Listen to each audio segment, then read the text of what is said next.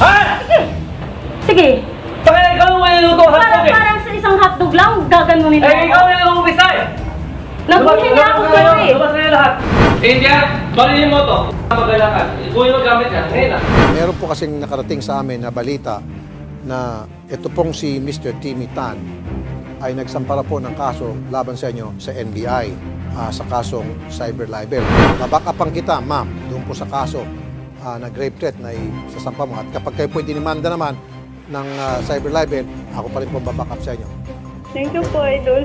Thank you po.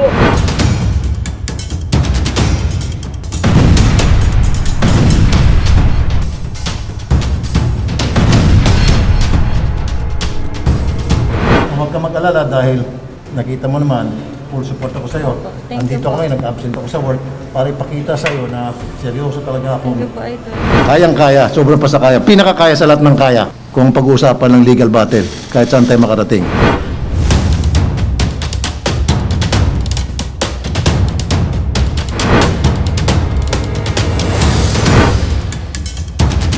Ere po ng July 13 sa Idol in Action. Kung maaalala niyo po, dito po sa kaso po na ito na ireklamo po si Timmy Tan dahil nga po sa gusto niyang pabaril sa kanyang mga bodyguard. Ito nga pong kasambahay niya na si Rosel CI dahil lamang po sa hotdog. Nang dahil sa hotdog, papatay ng tao, Yes po. itong si Amo. Yes po. At sinamahan ko pa nga ito sa korte. Full force tayo. Itong si Rosel, kasama si Attorney Garrett Tungol, of course, si Attorney Freddy Villamor, and si Attorney Roland Inting. Tatlong abogado nandun para alalayan si full force, si Ma'am Rosel, para hindi siya matakot. So sa fiscal's office yun. Ano na ang pinaka-latest? Yan yung tanong. Marami na rin kasi nagtatanong ng mga netizen. Nakikita ko sa mga comment section ng iba't ibang video.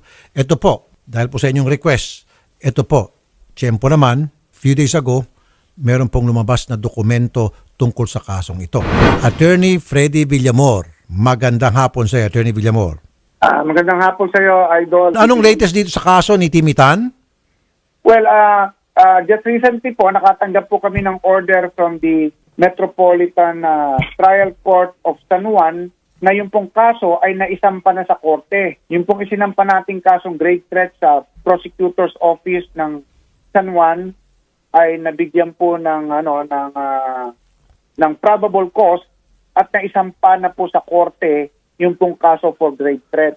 So ibig sabihin, panalo na tayo dun sa fiscal's office, kaya umakyat na sa judge. Nagkaroon po ng finding ng probable cause, kaya nasa judge na po ang kaso.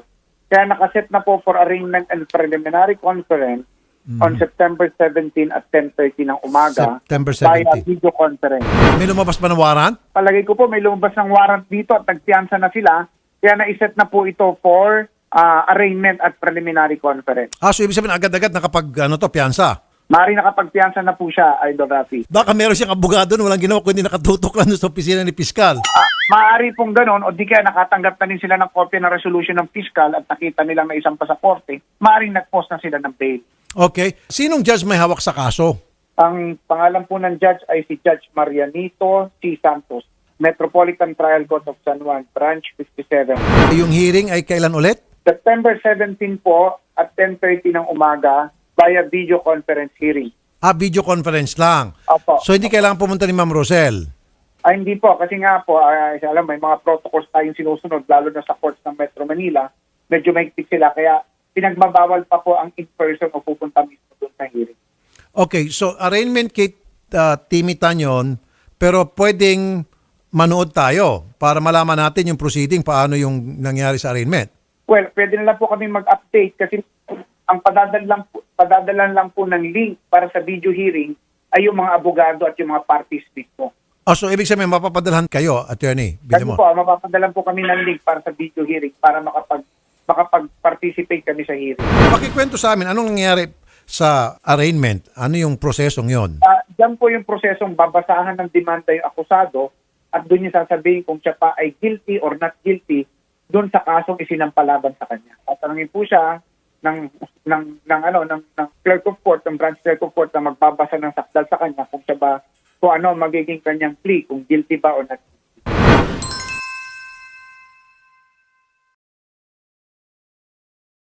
Makakausap naman natin si Rosel, yung dating kasambahay ni Timitan. Ma'am Rosel, magandang hapon. Magandang hapon po, Idol. Kumusta po kayo, ma'am? Okay naman po. Okay lang po. Very good, very good. Ma'am, meron po tayong magandang update. Yung kaso po ay umakyat na pala sa judge. So, nanalo na po tayo sa fiscal's office. So, magkakaroon na po ng arraignment. Babasahan na po ng sakdal. Ito pong si Timitan at tatanungin daw kung guilty ba o not guilty. Of course, alam na natin yung maging sagot niya. Sasabihin niya not guilty, ilalaban niya yun. But at any rate, nakapuntos na po tayo. Naakyat na po sa judge. Ano pong reaksyon niyo, ma'am? Siyempre po, masaya po. Thank you po, Idol. Kasi po, sa dami na po ng minsan po, mga bad comments kasi daw, nabayaran na kasi natahimik na daw yung kaso. Kaya ito po yung balita na natanggap ko ngayon, napakasaya po. Masaya po ako, Idol, dahil po yun sa tulong niyo po at dahil na rin po sa mga attorney na po na... Sino pong mga nagsabing nabayaran na kaya ng tahimik? Ay, yun po, sa mga comment po sa sa YouTube po. At yung iba rin po, yung mga kakilala na ganun po, nanahimik na daw yung kaso kasi po nabayaran na nga po daw ako. Ganun, nakipag-ariglo na po daw ako. Ma'am, huwag niyo silang intindihin. Kasi kung Opo. lahat ng mga sinasabi ng tao, ng netizens, intindi mo, baka makakalbo ka. Lahat tayo Kaya nga po, makakalbo sa sobrang makakadikte. consumption. Kasi Opo. you cannot please everybody. Opo. Meron talagang sasabihin yung ibang tao dyan. Ang importante, alam mo sa puso mo na talagang desidido kang ipursu yung kaso. Alam mo sa puso mo kung ano yung gusto mong mangyari. Which is Opo. makakuha ng hustisya. Tama? So hayaan mo na yung Opo, mga Idol. netizens na yun, kung ano pang pinagsabihin nila, hayaan mo sila magngak-ngak, magyakyak. Hintayin na nila yung resulta. So far, merong magandang resulta. So good. Panalo tayo sa piskalya. So basta't ma'am, huwag ka lang bibitaw. Tulad dun sa napag-usapan natin, everything will be okay. Opo, Idol. Idol, thank you po. Maraming salamat po dahil simula umpisa po hanggang ngayon po na nandyan po kayo tumutulong sa akin. Nasa likod ko po kayo sa pinaglalaban ko po. Dahil po, naniniwala po ako sa inyo at naniniwala rin po kayo sa akin. Maraming salamat po, Idol. Opo. Ma'am, ano pong mensahe mo? Dalawang mensahe. Una, dun sa mga sumusuporta sa inyo na nangakong hanggang sa dulo sila po ay susuporta sa inyo. Magbigay ho kayo ng mensahe sa kanila. Yung mga avid supporters po ninyo, ma'am. Magbigay po kayo ng mensahe sa mga avid supporters ninyo. Yung mga supporters nyo from day one, naniniwala po sa inyo at alam na ikaw ay hindi atras at hanggang dulo, ustisya ang nais mo makamit. Doon po sa mga naniniwala po sa inyo, nagtitiwala sa inyo. Sige ma'am, magmensahe kayo. Una na po, salamat po kay Lord po at sa inyo po, Idol.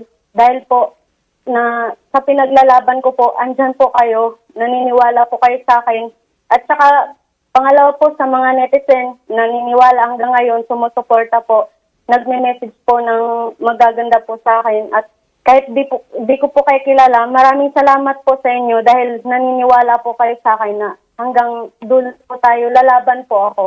Hindi po ako, ipaglalaban ko po kung ano po yung tama po. Good. Doon naman po sa mga kanina nagsabi nyo at nangungutya at nagsasabing nabayaran na kaya tahimik na yung kaso. Gusto niyo po magsalita? Kung yun po yung opinion nila, dahil doon po sila natutuwa po, sa inyo pong mga, ganun po yung mga message nyo sa akin na dahil ganun, nababayaran, o di kaya natahimik na dahil sa pera po, mali po kayo kasi ito po yung pinaglalaban ko po, hindi po dahil sa pera po. Ayun, okay. Sige po, Ma'am Rosel, we'll stay in touch. Every now and then, alam niyo naman po, nag-uusap kayo ng reporter namin. Opo. So nakatutok Yun lang po naman kami kung ano pong kailangan ninyo.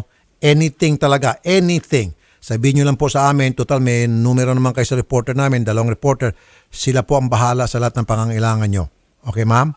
Opo. Thank you po, Idol. Maraming salamat po kasi Opo. ito po yung may improvement na po at saka na-shock nga ako Di ko po alam na nanalo na sa unang Ngayon po, natutuwa po ako. Sobrang saya ko po ngayon dahil po may pala, hindi po na yung sinabi nila yung hustisya ay para lang po sa mayaman po. Oh, ibig sabihin po yung hustisya ngayon ay gumugulong. Opo.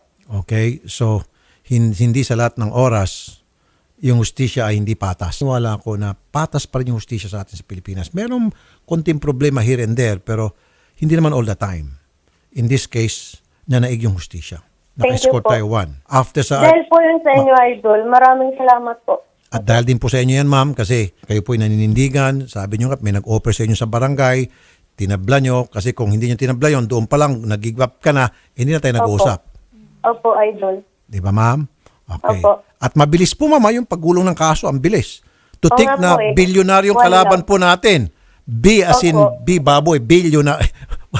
Shari, hindi kay Shari. Away mo na naman ako. Hindi, B, baboy, bilyonaryo. Kasi baka M, bilyonaryo po yung kalaban. At tayo naman po ay natutuwa dahil despite that, mabilis yung paggulong ng kaso.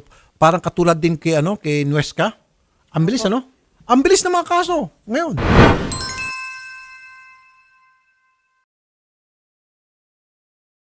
Ba't kayo naiyak, ma'am? Kasi po, natutuwa lang ako kasi hindi ko po alam na gano'n na pala yung kaso nangyayari po. Na sa unang pagdinig doon na hindi ko alam ko, yung pala, may improvement na pala yung kaso po.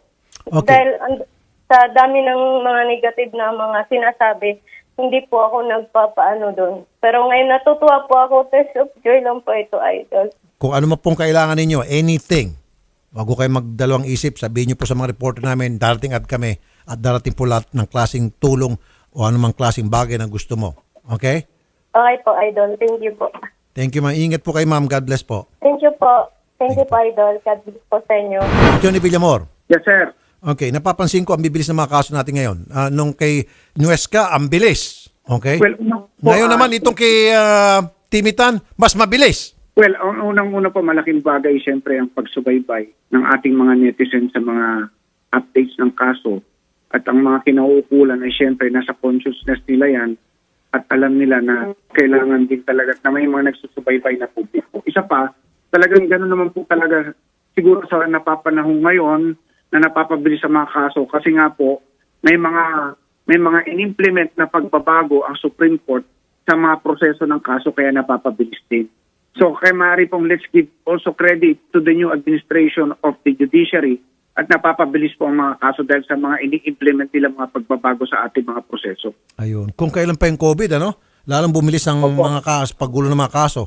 At Opo. least sa experience natin. Kasi iniisip natin, COVID, kaya hindi pwedeng umatin itong si Judge o yung mga concerned parties, kaya cancel dito, cancel doon, kaya matatagalan. Pero Kaya lalong nga po, pabilis. let's also give credit to the judiciary, to the new dispensation of our judiciary. Kasi po napapabilis po talaga nila mga kaso despite lockdowns and despite COVID. Yun. Malaking bagay po ang mga pagbabagong in-implement ng mga ng Supreme Court natin. Palakpakan natin Supreme Court. Palakpakan natin Supreme Court. Supreme Court, mga sir. Ma'am, thank you.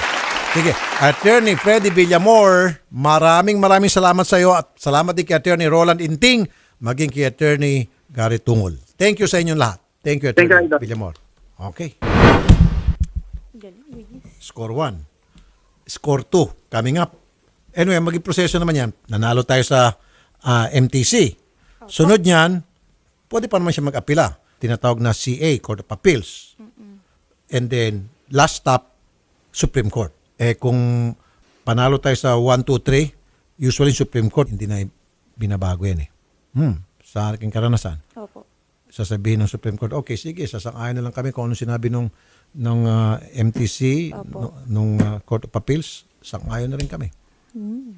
Maliban na lang siguro kung may mga bagong ipresenta na mga dokumento, mga ebidensya Opo. na sa tingin ng Supreme Court na kailangang pag-aralan at pabor doon sa dinidemanda, maaaring magbago yung pananaw ng Supreme Court. Pero kung hindi, tuloy-tuloy yan, parang tren. Hindi MRT tren na, yung MRT tren, pugak-pugak. Tuloy-tuloy parang bullet train ng Japan. Yun. Diba? Palakpakan natin mga netizens. Alam niyo mga netizens, isa rin kayo sa dahilan. Kayo po mga subscribers. Kayo mga nanonood ngayon, nakikinig sa radyo. Because of you. Totoo yan. Sabi nga nito ni Villamor. So nagkakaroon ng awareness yung mga kinukulan natin na some people are watching and listening. Hindi pwedeng matulog ang kasong to. Careful. Opo. That's the power of the netizens. Netizen power. Okay? Well, keep doing that mga netizen para mas marami tayong kaso mga mapapabilis, mabibigyan ng solusyon. Okay?